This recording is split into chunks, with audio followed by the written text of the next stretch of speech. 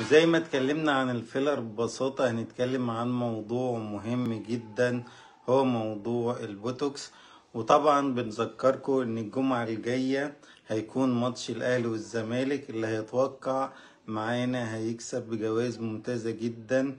المسابقة دي موجودة في الصفحة، هتعمل منشن ل50 من أصدقائك وتبتدي إن أنت تتوقع، واللي هيتوقع صح هيفوز معانا. وناس كتيرة فازت، وإن شاء الله تعالى الفترة الجاية ناس كتيرة أكتر هتفوز.